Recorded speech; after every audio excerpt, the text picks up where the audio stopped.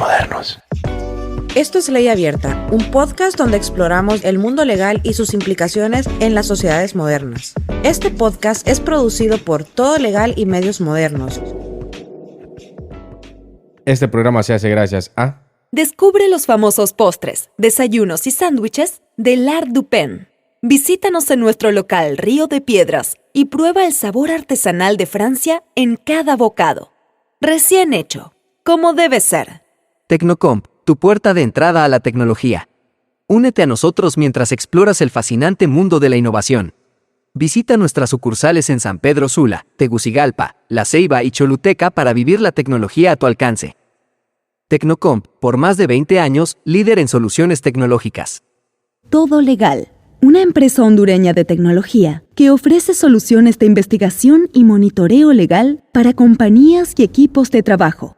Todo Legal te hace fácil el difícil trabajo de estar informado de los cambios regulatorios que pueden impactar en tu empresa. Hola, bienvenidos a un nuevo episodio de Ley Abierta. Aquí su anfitrión Rodil Rivera. Hoy tenemos a un invitado bastante interesante, que es el abogado Andrés Jara, fundador y CEO de Alster Law. Ya vamos a escuchar un poquito de qué es Alster Law. Entonces, en este episodio vamos a conversar sobre esta empresa que fundó Andrés, sobre las ALSPs y sobre la innovación legal en América Latina. Antes de iniciar, me gustaría invitarlos a que dejen sus comentarios o sus ratings en Spotify o el lugar donde escuchen este episodio para que llegue a más personas.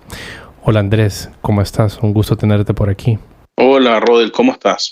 También feliz de compartir este espacio y ojalá contribuir a la audiencia. ¿Y tú dónde estás en este momento, Andrés? Ahora estoy en Santiago de Chile, que es en donde está mi hogar y en donde vive mi familia. Pero ya habrás visto que soy una persona que se mueve harto, así que habitualmente estoy de viaje en distintos lugares de la región. Sí.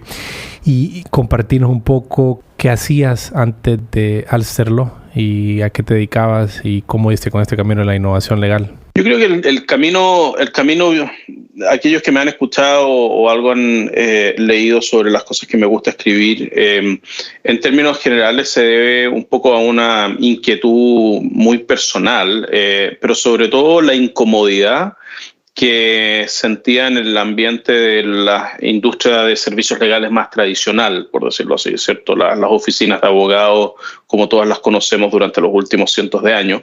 Y esa incomodidad es la que hace nacer en mí la inquietud de poder tratar de encontrar algún espacio en donde me sintiera más cómodo. Y esa comodidad o ese espacio no lo encontraba, en Latinoamérica a lo menos, ningún prestador de servicios, llamémoslo así, profesionales o en empresas por las características que veía en ellas, y eso hace que finalmente yo diga, bueno, parece que voy a tener que armar mi propio barco para sentirme mucho más cómodo y poder navegarlo por estas turbulentas aguas de la innovación. Uh-huh.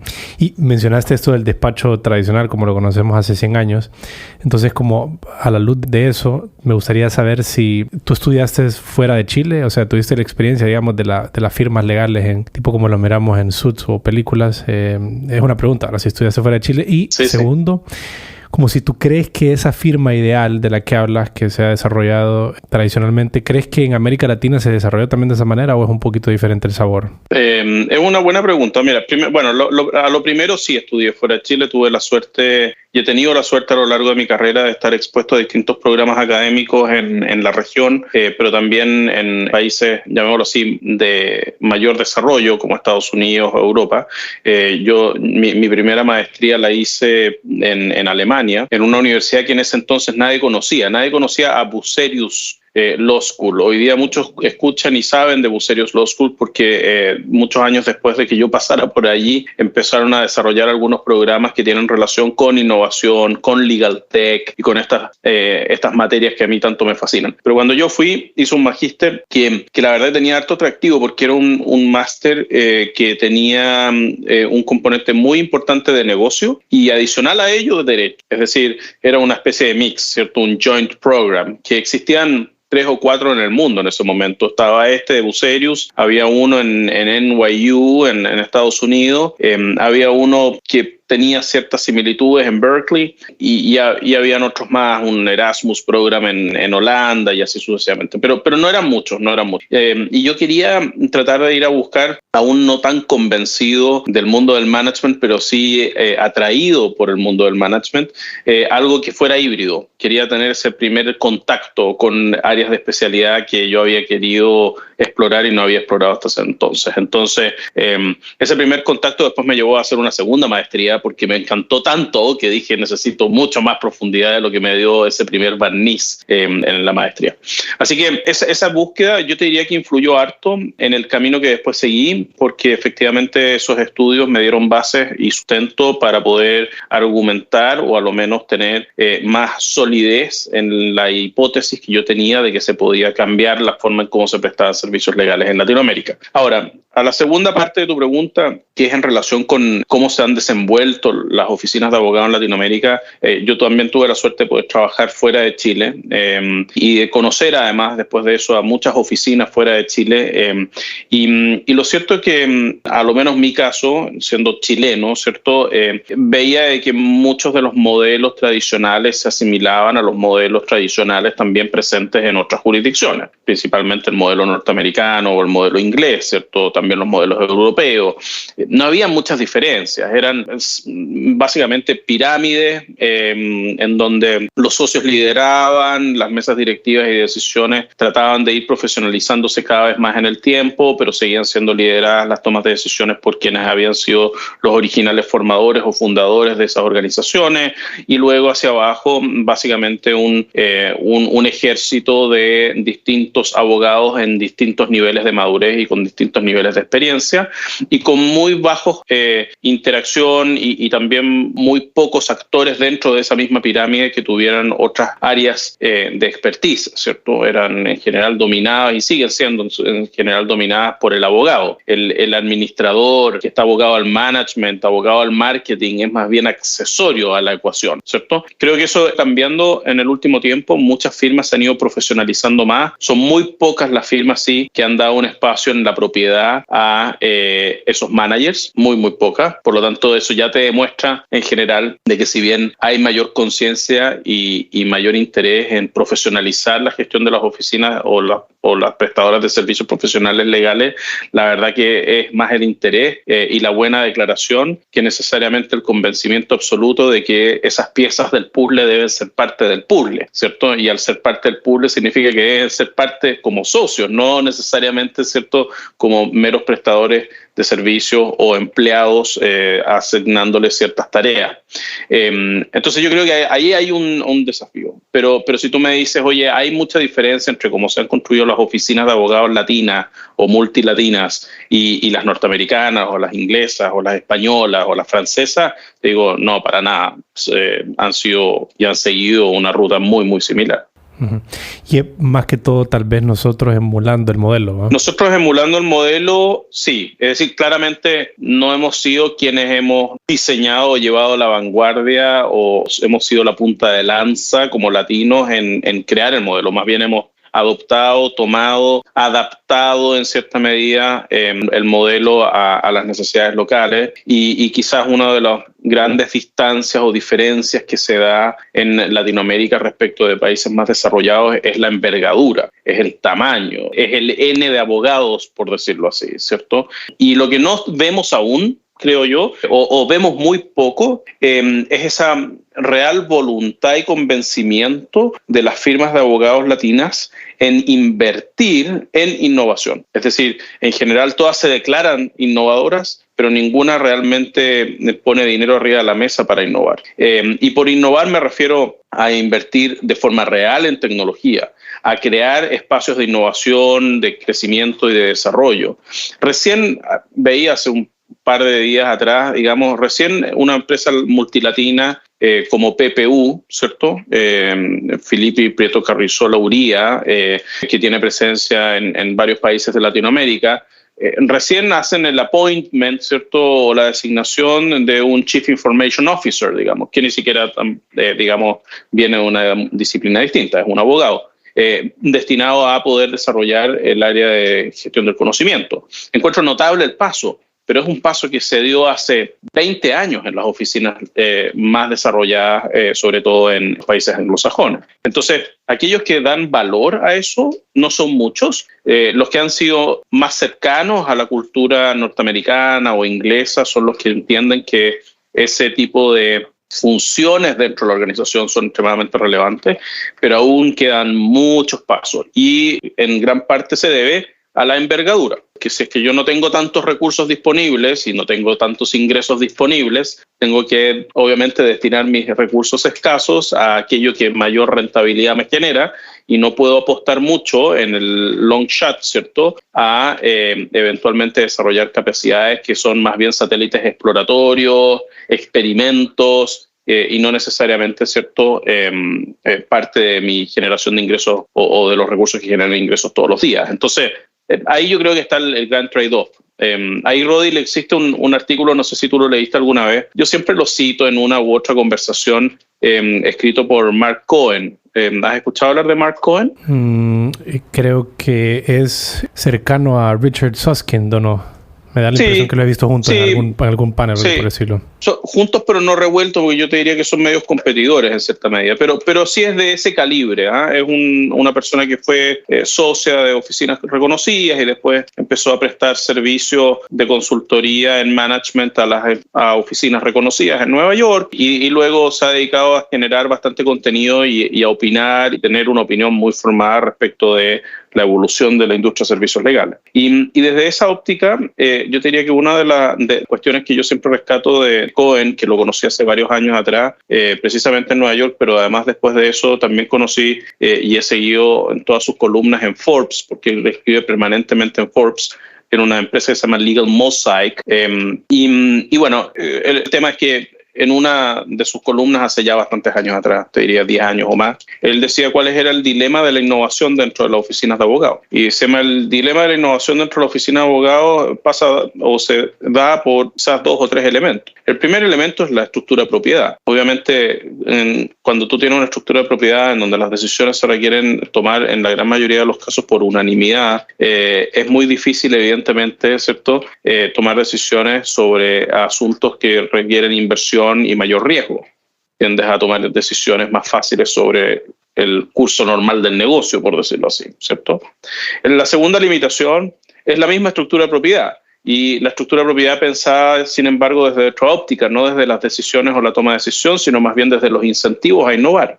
Si es que esos líderes que toman las decisiones en esas organizaciones siguen siendo los mismos líderes que hace 50 años o 30 años, ¿cierto?, y van a seguir siendo los mismos líderes durante los próximos 20 años, son personas que en el rango etario probablemente van a estar entre los 45, 50 años a, evidentemente, los 70, 75 años, ¿cierto?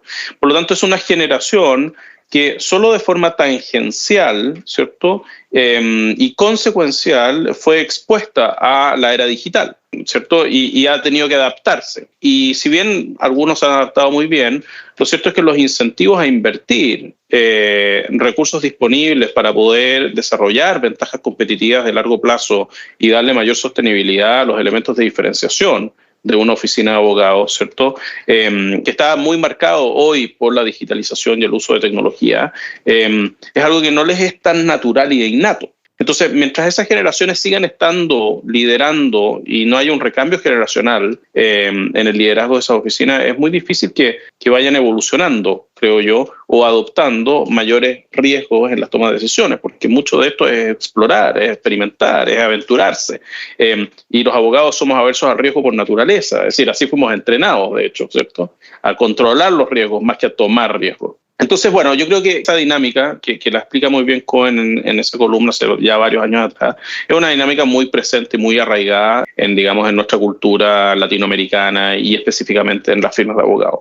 Eso no obsta a que, si tú hablas con líderes de las principales oficinas de abogados de Latinoamérica, te dicen nosotros hemos invertido en tecnología, y es cierto, han invertido en tecnología. Nosotros hemos evolucionado, es cierto, han profesionalizado la gestión de sus oficinas de abogados. Nosotros hemos seguido creciendo y creyendo, digamos, en cultivar el talento, sin duda. Han seguido cultivando y creyendo y haciendo crecer el talento que tienen dentro de sus organizaciones, lo que seguramente los tendrá durante muchos años más redituando y generando grandes beneficios. El tema es si es que tú quieres innovar de forma radical, crear un modelo de negocios distinto, etcétera, esas estructuras no te sirven. Y ahí es donde viene el convencimiento de grandes empresas como las norteamericanas o las inglesas, que lo que han hecho es invertir sumas considerables, gracias a su envergadura nuevamente, en experimentos. Allen Overy, cuando crea Fuse, por ejemplo, invirtió una buena cantidad de millones de dólares en crear una unidad de innovación, de desarrollo de tecnología interna, de aceleración de startups. Cuatrecasas, cuando arma su programa Acelera en España, es lo mismo, ¿cierto? Con un nivel de profesionalismo extraordinario y envidiable. Y así sucesivamente. Los grandes players del mundo han entendido de que eso es parte de la ecuación. Los grandes players de Latinoamérica todavía no entienden del todo que eso sea un componente importante de su ecuación. Sí, creo que usualmente en Latinoamérica no, y va con la línea de lo de si emulamos o no, y eso es lo que sucede la mayoría del tiempo, ¿verdad? No nos atrevemos mucho a experimentar y a correr estos riesgos que tienen en parte que ver por la envergadura. Como tú lo mencionas, no están tan disponibles los recursos como para ponerlos a experimentar. Y también el upside tal vez no es tan alto como es en estos mercados desarrollados donde tenés, si la pegás o si funciona el experimento, el potencial de ganar es enorme, ¿verdad? Mientras que aquí en nuestros mercados no es tan grande por la fragmentación de América Latina, no hay un mercado tan grande, pues aparte de Brasil y México. Entonces están esos temas ahí que han de jugar un rol en el miedo a innovar que tenemos en esta parte del mundo.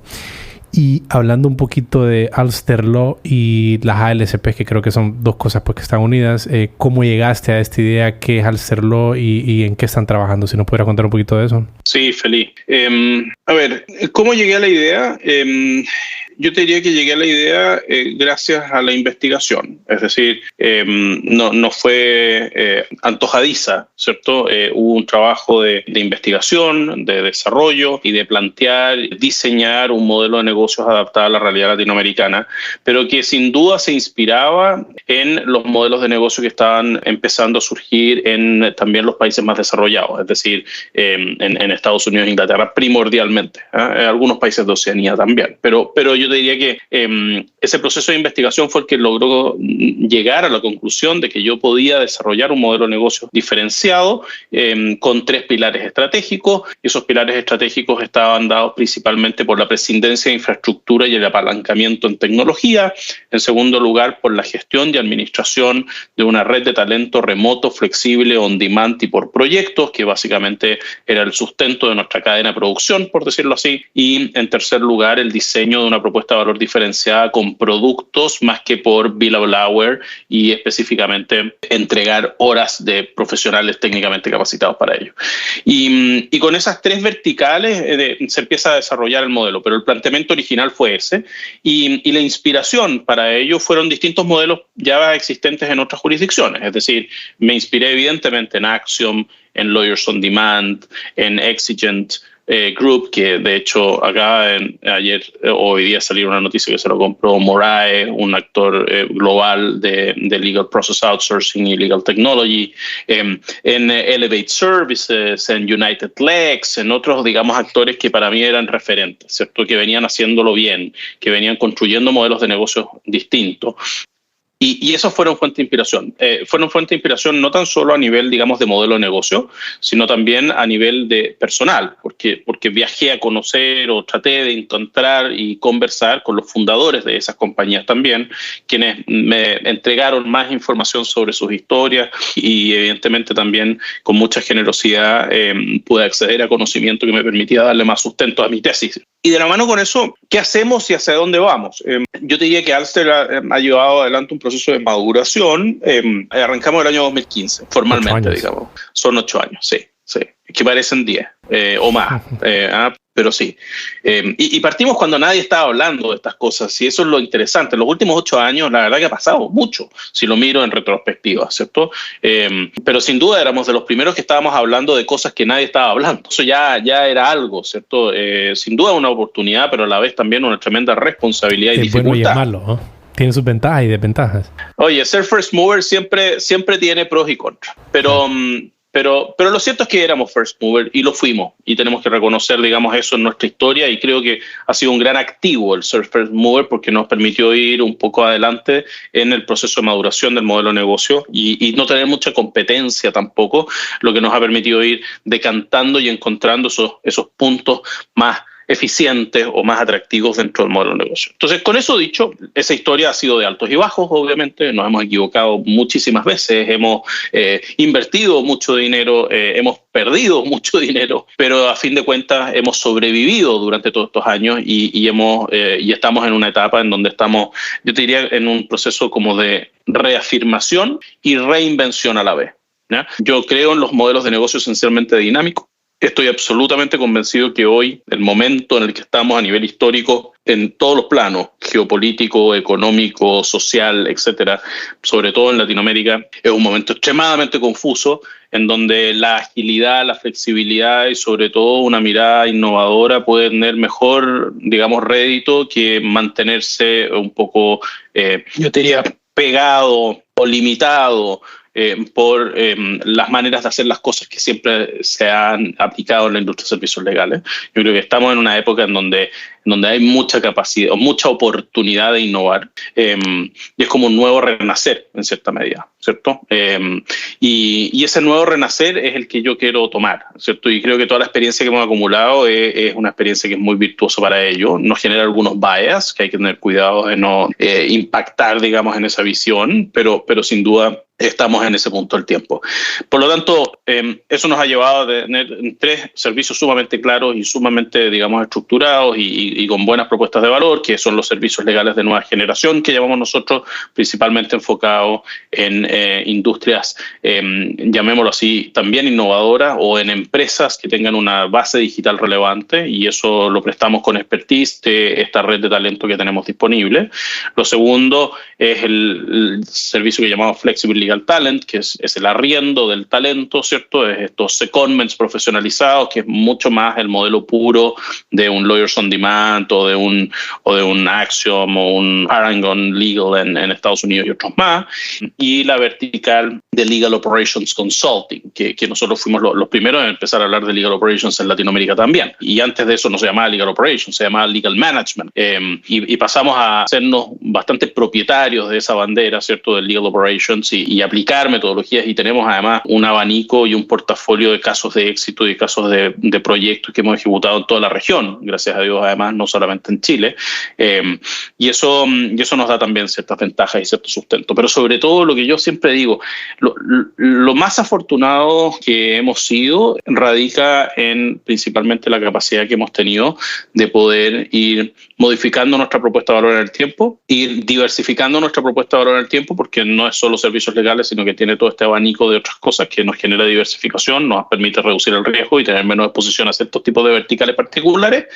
Y además de eso, nos entrega evidentemente información, y eso es lo más enriquecedor de todo. Es decir, estas distintas verticales nos hacen interactuar y tener exposición a distintos tipos de clientes y distintos tipos de industrias y distintos tipos de envergadura de clientes, etcétera.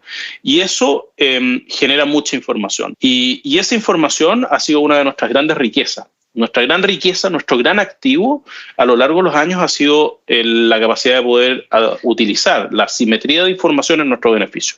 Y yo creo que ahí está la base, ¿cierto? Mientras más información somos capaces de procesar, de tener, de estar actualizados, de conocer, mucho más relevantes nos transformamos para todos nuestros clientes en los distintos tipos de servicios que generamos. Y mucha más velocidad nos da para poder tomar decisiones con agilidad respecto de básicamente la misma propuesta de valor que tenemos. ¿Y utilizan tienen alguna metodología, alguna herramienta donde este tema de información que recopilan, digamos, de diferentes sectores, diferentes situaciones, la tratan de alguna manera o le sacan el jugo de alguna manera a través de tecnología o algo por el estilo? Sí, hoy día tú tienes la capacidad de hacer resúmenes muy rápidos respecto de distintas fuentes de conocimiento y de distintas fuentes de información. Esos resúmenes son mucho más fáciles de procesar y de leer, de entender. Puedes además llevar esa información a generar reales centros de gestión de conocimiento, que es un poco lo que nosotros hacemos, ¿cierto? Es decir, nosotros tenemos, por decirlo así, las antenas muy paradas y estamos capturando permanentemente y las orejas muy abiertas, escuchando permanentemente lo que está pasando en el mercado. ¿Por qué lo hacemos y cómo lo hacemos? Bueno, ¿por qué lo hacemos? Porque nos permite estar a la vanguardia. ¿Y cómo lo hacemos? Bueno, evidentemente utilizando principalmente tecnología, redes sociales, etcétera. Tenemos una escucha activa, ¿ya? Y esa escucha activa nos permite procesar gran cantidad de información, concentrar gran cantidad de información y esa información traducirla posteriormente en tomas de decisiones, finalmente, ¿cierto? ¿Y por qué hemos logrado eso? Lo hemos logrado básicamente por los años que llevamos recorriendo en este ecosistema. Entonces eso nos ha generado un network extraordinario y nos ha generado también, digamos, acceso a información bastante única. El hecho de que yo además esté viajando todos los años, digamos, a todas las conferencias relevantes de la región o del mundo en materia de innovación legal, legal tech, etcétera, nos genera también acceso de primera fuente. Y eso es un lujo que no se pueden dar muchos, ¿cierto? No es tan fácil. Si yo te digo, oye, ¿cuáles son las 3 conferencias de legal tech que tienes que ir el próximo año? Probablemente te vas a demorar un tiempo en decírmelo. Yo ya tengo la lista y ya tengo los registros hechos, ¿cierto? Y casi los pasajes comprados. ¿Cuáles son para que nuestra audiencia pueda anotarlas o de las que tú prefieres, digamos? ¿Cuáles son? No, yo creo que el próximo año hay 3 que son bastante estratégicas, a las que yo voy sí o sí. Una, voy a volver a ir porque ya había ido varias veces, pero es la Legal Tech Week, que es la New York Legal Tech Week, que es los últimos días de enero, primeros días de febrero. Después en mayo, Clock para mí es clave, que es el Clock CGI, digamos, es la Global Conference o Global Institute, como le llaman ellos, que es muy, muy importante. Y el otro que me gusta mucho, pero siempre me debato en ir o no ir, es ILTechCon. Y me debato por ir o no ir porque generalmente es en fechas en donde también hay otras conferencias que están un poco compitiendo. A algunos les gusta ir a Legal Geek en Londres, generalmente en octubre, pero el próximo año promete llegar una que se llama Legal Tech Talks, que es una nueva conferencia que no se ha hecho nunca, pero la verdad que la están organizando muy bien en junio. Tiendo a pensar de que puede ser un lugar al que va a haber que ir también, porque la verdad que lo están haciendo de una manera bien profesional, bien pro. Así que yo diría que eso, obviamente la lista es mucho más larga, pero yo diría que esas son como mis imperdibles del próximo año, sin duda. Entonces, tú siempre tienes las alertas o siempre estás con las antenas atentas a todo ese tipo de información para capturar y ver cómo se transforma aquí. Sin duda que vamos a hablar un poco de eso, como de intentar traducir lo que sucede en el mundo desarrollado, donde se generan estas innovaciones en América Latina. Y hay algo ahí en el proceso que es clave de tomar en cuenta. En el fondo, yo creo que todas las organizaciones, ¿verdad? Llámense empresas, llámense o cualquier otro tipo de forma que puedan adoptar, son gestionadoras de conocimiento. Eso es lo que es una institución, ¿verdad? Gestionar el conocimiento a través del tiempo, las mejores prácticas, etcétera. Pero en el contexto legal, aún un poquito más, me parece. O sea, la prestación de servicios legales es bien densa en conocimiento. Entonces, administrarlo con tecnología, la cual es ideal para administrar el conocimiento, es muy importante. ¿Y ustedes en Alster invierten en tecnología? ¿Tienen proyectos de tecnología o piensan invertir en el corto plazo? Sí, hemos invertido mucho más de lo que me gustaría haber invertido. Pero sí, no, para mí tecnología es un key. De hecho, antes de la pandemia, durante la pandemia disolvimos el equipo, pero tuvimos un Special Task Force solamente de desarrollo de tecnología con developers internos. Y a raíz de eso nace un software que nosotros creamos que se llama Kia Technology, que Kia Technology es un spin-off de Alster, en donde básicamente se comercializa un software as a service en la categoría de software que se denomina Matter Management, pero que nace un poco al amparo de nuestros procesos internos y de cómo nosotros necesitamos administrar el talento y los procesos productivos, el seguimiento, la automatización y estandarización documental y otras cuestiones similares. Y eso es totalmente propietario, digamos, es decir, todo el IP, toda la primera línea de código fue desarrollada por nosotros. Uh-huh. ¿Y qué tipo de clientes de las 3 verticales que mencionaste, como cuáles son el cliente ideal, digamos, que utiliza las verticales de ustedes o los servicios de ustedes o el use case, el que usualmente le sirve mucho a la solución que ustedes brindan en Alster? Sí, nosotros tenemos, yo te diría, dos tipologías de clientes, ¿ya? Es decir, si es que tuviera que hacer mi ICP, ¿cierto? O dibujar mi buyer persona, estaría hablando de dos tipos de buyer persona, dos tipos de clientes, porque el offering también nos permite ampliarlo, digamos, a dos tipos de clientes. Primero, tenemos un cliente muy tecnológico, es decir, tenemos una exposición muy importante al mundo startup, al mundo de los nuevos negocios, llamémoslo así, de base digital sobre todo, por lo tanto, muy expuesto a fintech, biotech, health tech, insurtech, etcétera, etcétera. Y eso es extremadamente valioso por nosotros, no solo por el hecho de poder entregar una buena propuesta de valor adaptada a las necesidades de ese segmento en lo que refiere a servicios legales más bien transaccionales y de acompañamiento en sus primeras etapas de financiamiento o de escalamiento, sino porque además nos da una exposición muy única a las tendencias más relevantes en otras industrias. Entonces estamos permanentemente en contacto con los nuevos negocios en otras industrias, cuestiones que podemos extrapolar a nuestro modelo de negocio, pero además también podemos conocer, aprender para llevarlo en cierta medida a los corporate, que es nuestro segundo segmento, ¿cierto? El big corporate. El big corporate probablemente es aquel que mejor cabe dentro de nuestra, digamos, propuesta de valor, porque es alguien a quien le podemos proveer talento a través de nuestro sistema de staff augmentation que llamamos Flexible Legal Talent.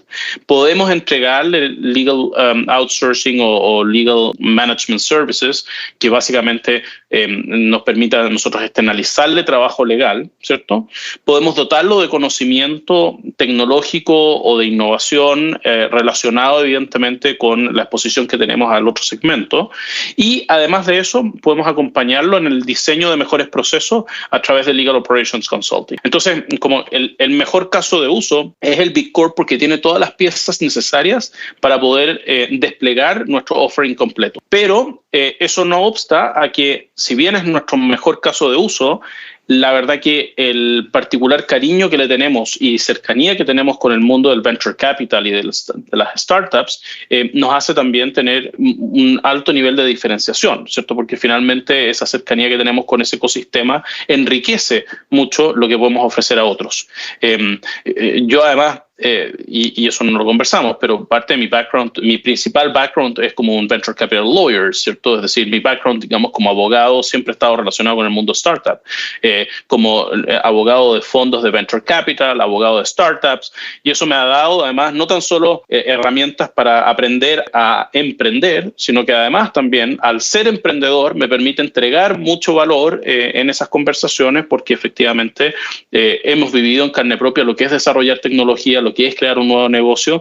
Yo he sido y fui mentor por muchos años en organizaciones como Endeavor, participo en Founder Institute, participo en Global Legal Tech Chapter o HAP a nivel global. Es decir, estoy como muy inserto en la creación de nuevos negocios. Y eso es de valor, creo yo, para no tan solo el segmento startup, sino que para el corporate, pero ambos como que se retroalimentan en cierta medida, se nutren recíprocamente. Y eso es una ecuación bien particular, ¿cierto? Es como poco habitual encontrarlo en un prestador de servicios profesional. Sí.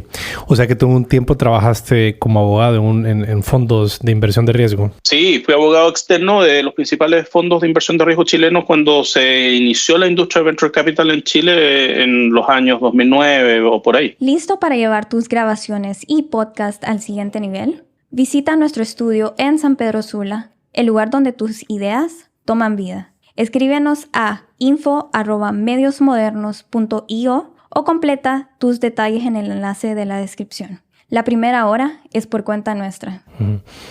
Sí, porque todo este lenguaje de, digamos, buyer persona, modelos de negocios, es un lenguaje bien desarrollado en estos grupos, ¿verdad? En el grupo de startups, sí. En el grupo de empresas de tecnología. Pero además de eso, como yo estudié un MBA, aparte de mi máster en Alemania en Derecho y Negocio, porque ese fue el segundo máster que hice, fue un MBA. Entonces, claro, yo me transformé en un híbrido. A mí cuando me miran me dicen, no pareces abogado cuando hablo, y es cierto, no pretendo parecer abogado. Soy abogado, sé lo que sé, puedo agregar valor, pero evidentemente mi diferenciación está en estos otros componentes y estos otros skills que puedo traer a la mesa. Sí, que yo creo que cada vez el mercado se va a mover más hacia eso, ¿verdad? O sea, servicios mucho más precisos, mucho más fáciles de adquirir, que creo que es uno de los temas, que el servicio legal es difícil de adquirir, ¿verdad? Requiere como esto de planificar el traje que vas a a diseñar a la medida. Entonces todo ese proceso se puede reducir con cosas un poquito más estandarizadas. Entonces se va a mover hacia ese sentido, sin duda, la prestación de servicios legales. Y Andrés... Sí, yo creé hace varios años atrás cuando partí con Alster y creé un servicio o un producto, ¿cierto? A mí me gusta hablar mucho de producto, y creé un producto. Y el producto lo llamé Legal Business Modeling. Y el Legal Business Modeling para mí era esta mirada que tiene el abogado particular de poder entregar, ¿cierto?, a alguien que está diseñando un nuevo modelo de negocio, de dotarlo de los fundamentos, ¿cierto?, correctos, de los pilares correctos para darle sostenibilidad en el largo plazo y hacer que esa historia sea una historia de éxito. Y en eso, este mix entre el abogado y el ingeniero, por decirlo así, agrega mucho valor, porque finalmente puedes mirar las cosas de distintas perspectivas y puedes evidentemente ayudar en una toma de decisiones muchísimo más completa, por decirlo así. ¿Y cómo ha sido la adopción o la recepción del mercado hacia la oferta de ustedes desde los inicios actualmente, y cómo ha cambiado tal vez esa recepción en el mercado? Si nos pudieras compartir un poco de eso. Mucho cambiado, Rodil. El inicio fue terrible, era extremadamente difícil, nadie nos quería comprar nada y nadie entendía lo que decíamos. Incluso así me lo dijeron en la cara muchas veces, ¿cierto? Yo te diría que una de las grandes dificultades que tiene cuando tú estás creando una categoría, por decirlo así, es también construir casos de éxito que le den a esa categoría, en cierta medida, un espacio en el mercado, ¿cierto? Al final, tú eres un newcomer, ¿cierto? Alguien que viene con algo nuevo que nadie conoce y nadie ha comprado. Entonces, mientras alguien no lo compre, que es la clásica, digamos, problemática del primer producto, ¿cierto? Y de tratar de encontrar tu product market fit en el mundo de los startups, ¿cierto? Tienes un producto nuevo, nadie lo ha probado. Si es que no le solucionas el problema a alguien y le cuentas a alguien que lo lograste solucionar con otros que sean de fiar, por decirlo así, entonces es muy difícil que te compre. Entonces, al final, uno tiene que partir por lo sano y lo simple. Por eso que empezamos vendiendo servicios legales al inicio y después empezamos a complementar la propuesta de valor con las otras cosas. Vender servicios legales es muy fácil. Si es cosa de que tengas buenos contactos, relaciones de confianza, sepas algo de derecho y no hayas reprobado todos los ramos en la universidad y ya puedes vender servicios legales. No necesitas más, no necesitas infraestructura, no necesitas inteligencia de negocio, no necesitas nada. Es muy barato vender servicios legales. El problema es empezar a diferenciarse en la industria de servicios legales, porque vender servicios legales es tan fácil y tan barato que cualquiera puede venderlo. Entonces, al final tú dices, bueno, entonces, ¿cómo me empiezo a diferenciar de cualquiera? Y ahí es donde empieza la técnica y en donde empieza la gracia. Entonces, yo te diría que va mucho por ahí, Rodil, va mucho por ese aprendizaje que tuvo un camino, como te decía, bastante tortuoso al principio, en donde era difícil construir esas historias de éxito porque alguien te tenía que abrirte la puerta primero y tenías que convencerlo de que te abriera la puerta. Y después de eso, cuando ya se empieza a correr la voz, bueno, se empieza a ser más seguro tomar una decisión, ¿cierto?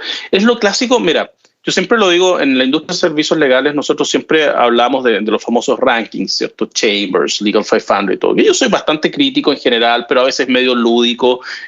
Debo reconocer que me encantaría estar en alguna de esas cosas porque creo que el ego a uno lo alimenta, ¿cierto? Y son esas medallas que uno dice que qué bonito estar en Tier 1 Chambers o lo que sea.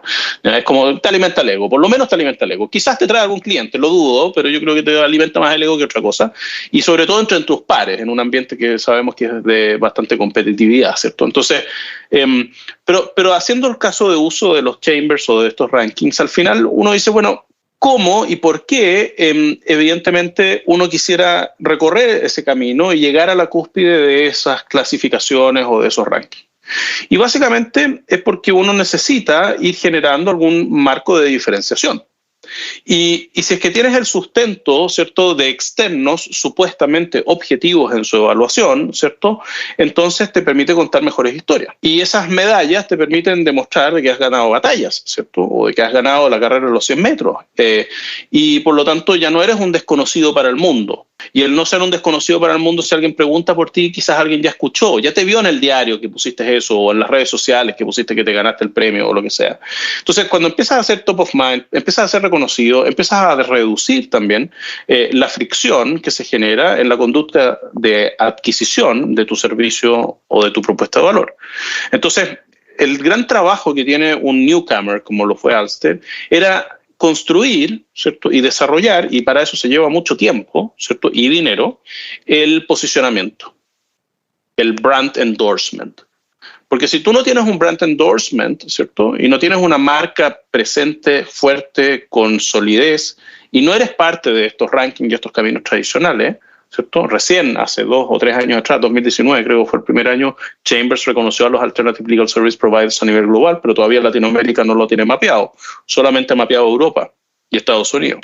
Y hay un ranking global, pero no mira en Latinoamérica. Y recién en 2019 fue eso, ¿cierto? Entonces tú dices, bueno, tengo que ir construyendo, ¿cierto? Esa historia. Y eso es intensivo en tiempo y requiere ser sumamente resiliente, sumamente perseverante y tener recursos financieros para hacerlo, porque no es barato. Sí. Y lo que tú mencionabas, ¿verdad? Al abrir una nueva categoría es el trabajo de explicarle a la gente, hey, te estoy resolviendo este problema que tal vez no estabas tan consciente que lo tenías. Entonces, todo ese trabajo de evangelizar y querer evidenciar esa problemática para que se genere un mercado. Con el agregado, la dificultad agregada en el segmento legal, que la confianza y la aversión a riesgo son factores ahí bien presentes. Entonces, hay que navegar con innovación, pero también con esos dos factores que toma mucho tiempo obtener validación del mercado y la confianza en la gente en algo tan delicado como son los servicios legales. Totalmente. Y en esta profesión, nos gusta o no, las canas valen. Sí, sin duda, sin duda. Entonces, yo no tengo canas todavía, siempre se ríen de mí, pero todavía no tengo canas. Y mis hermanas se ríen de mí porque mis 2 hermanas tienen hartas canas, que no me escuchen cuando lo digo, pero siempre dicen que yo saqué la buena genética en la familia porque todavía no tengo canas, pero añoro tener canas, casi como que me teñiría canas, porque creo que valen en esta profesión mucho. Sí, es similar a los doctores, ¿no? O sea, preferís un doctor que vos le notes la experiencia y digas que esta persona ha estado con muchos casos, entonces te sentís un poquito más de confianza. Ese factor de la confianza es complejo. La gente te confía aquí cosas muy delicadas. Y, ok, entonces ya nos contaste un poquito de eso, el tema de la adopción. Y en el otro aspecto de identificar ideas en lo internacional, en los grandes foros de comercio y de negocios del mundo, e intentar tropicalizarlas. ¿Cómo ha sido ajustar esas cosas a la realidad nuestra en América Latina? ¿Cómo ha sido ese proceso? ¿Y qué cosas son diferentes en estos grandes mercados de nuestros mercados? Yo te diría que no hay tanto que tropicalizar o localizar. Pero lo que sí es cierto es que el mercado es distinto. Es decir, la propuesta de valor no tiene que ser tan distinta, creo yo. El tema que enfrentamos como dificultad es qué tan rentable esa propuesta de valor es en mercados que son extremadamente atomizados y en donde las escalas de los negocios son mucho más reducidas que las escalas que tienen los grandes negocios norteamericanos. Es decir, si tú vas y trabajas únicamente con la lista de los Fortune 500, no necesitas más que eso. Pero bajo Fortune 500 hay cientos de millones de empresas. En Latinoamérica no existen Fortune 500. O si existen, son un par, ¿cierto? Entonces, al final la necesidad, los tamaños de los equipos. Cuando tú hablas con alguien que hace legal operations en Estados Unidos, que eso es fascinante, ¿cierto? Dicen, mira, yo por menos de $100,000 no parto un proyecto. Dices, pero ¿quién te paga $100,000 en Latinoamérica por un proyecto de legal operations? Nadie. Y luego de eso te dicen, sí, bueno, es que los equipos acá, digamos, tienen un spending extraordinario en legal resources, etcétera, y no tengo idea. Son equipos que tienen 200, 300, 400 o más, digamos, abogados internos, ¿cierto? Una Amazon, ¿sabes cuántos abogados tiene Amazon? ¿Cuántos? A nivel global me refiero, no tan solo Chile, no tan solo, digamos, Estados Unidos. Amazon a nivel global, hace 2 años atrás, tenía aproximadamente, 3 años atrás en realidad, tenía aproximadamente 850 abogados distribuidos en el mundo. Wow. Hoy día tiene más de 1.500. ¿Habrá alguna firma legal en América Latina que tenga esa cantidad de abogados? Sí, del orden de los 800 sí, sobre los 1.000 ninguno, yo creo. En Brasil puede ser que tú encuentres algunos. Las más grandes de México tendrán 400, 500. Cuando las miras como firmas integradas, quizás llegas efectivamente cuando vieras un DLA Piper o algo así, tú dirías sí, en Latinoamérica, pero DLA Piper no es Latinoamérica, digamos. Pero cuando ves esas firmas, tú dices sí, llegan a esos volúmenes. Pero estamos hablando de un área legal de una empresa. Entonces, al final, tú dices, bueno, entonces, ¿cuántos abogados tiene Mercado Libre? Que es como el símil del Amazon, ¿cierto? Latino. ¿Sabes cuántos abogados tiene Mercado Libre aproximadamente? 20, 30, por mucho. No, tiene mucho más, tiene como 150. Pero excluyendo Brasil, que son como 50 más en total, pueden ser casi 200 hoy día, como equipo legal completo. Pero igual así, ¿cierto? Es uno en Latinoamérica, es decir, no hay otro Mercado Libre en Latinoamérica. ¿cierto? ¿Cuánto tiene un banco peruano relevante, importante? 100 abogados. Un banco mexicano importante, 150 abogados. Y te estoy hablando de los top 10, ¿cierto? No te estoy hablando del resto. El average de tamaño de equipos legales en las empresas son 5 abogados en Latinoamérica. Ese es el tamaño. Average. Comprenderás que el average, que es un área, hagamos los números súper rápido. Si tú tienes un average de 5 abogados y tienes un costo por abogado aproximado, ¿cierto? De, pongámosle, $100,000 al año, ¿ya? Que podría ser generoso en algunas jurisdicciones, en otras nos quedamos cortas. Pero pongámosle un average de $100,000 al año. Tienes un costo, empresa, ¿cierto? De quizás $150,000 al año por abogado. Entonces estamos hablando, si hacemos la suma rápida, ¿cierto? De aproximadamente $750,000 al año, ¿cierto? En 5 abogados. ¿Correcto? Eso ni siquiera llegamos al $1,000,000. Eso es headcount solamente, ¿cierto? A eso si es que le miramos external expend en una empresa importante, con suerte gastará el doble de eso. Ok, lleguemos al consentimiento de que podemos tener un área legal que se gasta $2 millones al año. Ese es el costo empresa. Para una empresa que factura, no tengo idea, 200, 300, 400 millones de dólares, ¿cierto? O 1.000 millones. Pero ese es el tamaño. Entonces, tú le decís a un tipo que se gasta al año, que todo su presupuesto son $2 millones, entre $1 millón y $2 millones, y tú le decís, oye, te vengo a ofrecer una consultoría de $150,000. Y te dice, pero ¿de qué me estás hablando? Estás hablando del 10% de mi presupuesto del año con una consultoría. No way. O inversión en tecnología. Oye, invierte en tecnología. Te hago un proyecto de tecnología como los proyectos que se hacen en las compañías gringas, ¿cierto? Que se invierten realmente buena cantidad de dinero. Te hago un proyecto de tecnología. Oye, pero un proyecto de tecnología de esta envergadura son $400,000, ¿por cierto? Es decir, bueno, donde te automatizo todos tus procesos y todo el show, ¿cierto? $400,000, $500,000. Ese tipo que se gasta $2 millones dice, ni una opción. El que se gasta $10 millones dice, bueno, quizás. Pero esos que se gastan $10 millones son muy pocos. Entonces, al final, yo diría que eso es una de las grandes dificultades que vivimos en Latinoamérica. Sí, yo creo que eso genera a su vez unas modificaciones bastante importantes en el modelo de negocio. O sea, cambian la estructura de cómo debemos de ver este tipo de innovaciones. ¿Y cuál es la importancia, Andrés? No podéis tener un equipo, Rodil. No puedes tener un equipo de 60 personas, 50 personas contratadas. Claro. Puedes quizás tener la capacidad, pero tienes que tenerlas a todas remotas, flexibles, on demand por proyectos. No puedes tenerlas a todas metidas adentro. Como lo haría eventualmente una oficina como las que conocemos, digamos, o estas empresas de servicios profesionales y consultoría que existen en Estados Unidos e Inglaterra. Harbor. ¿Has escuchado hablar de Harbor? No. Harbor, que es el producto de la fusión de HBR con otras empresas más, HBR Consulting, que es un viejo estandarte, por decirlo así, en el mundo del legal management consulting. Años de experiencia en el mundo y que trabaja con Fortune 500 principalmente.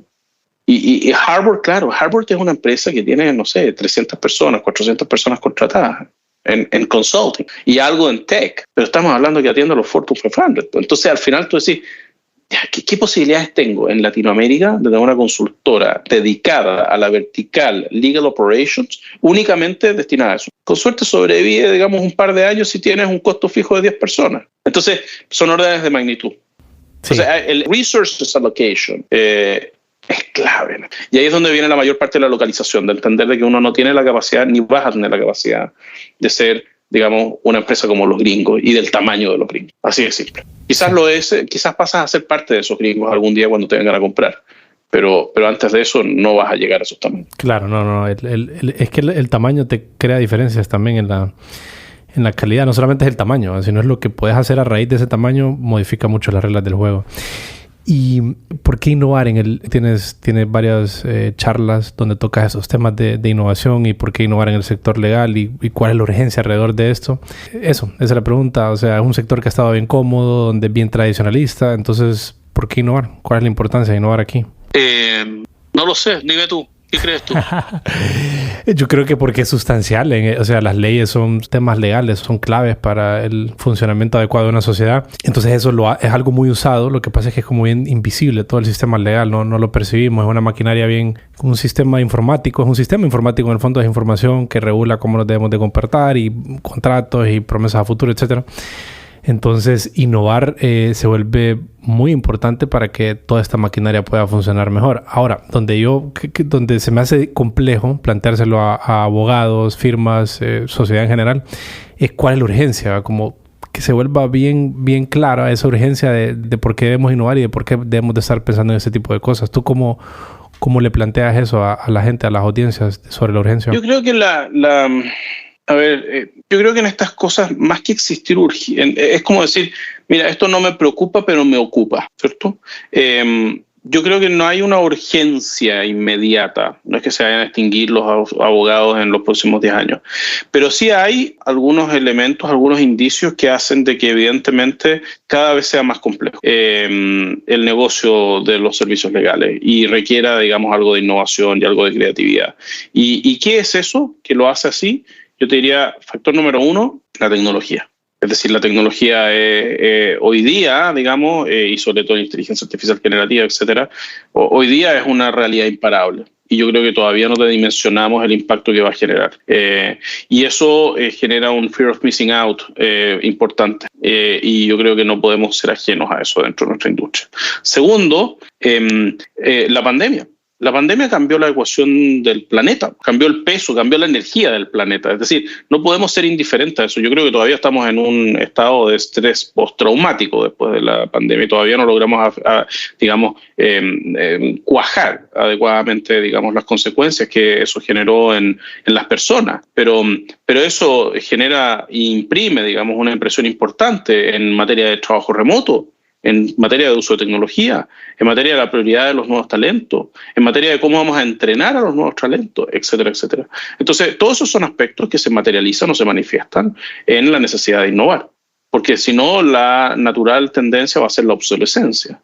Entonces, debemos trabajar sí o sí en esos elementos, a lo menos, ¿cierto? Si no queremos, evidentemente, dejar de ser válidos, ¿cierto? O dejar de ser una opción, tanto para el talento como para los clientes. Uh-huh. Sí, una profesión que está algo calcificada. Andrés, ha sido genial la conversación con vos. Gracias por el tiempo, y los enlaces hacia las cosas que mencionamos van a estar en las notas del episodio para la audiencia, así que gracias por tu tiempo, Andrés. No, gracias a ti, Roy. Cuídate.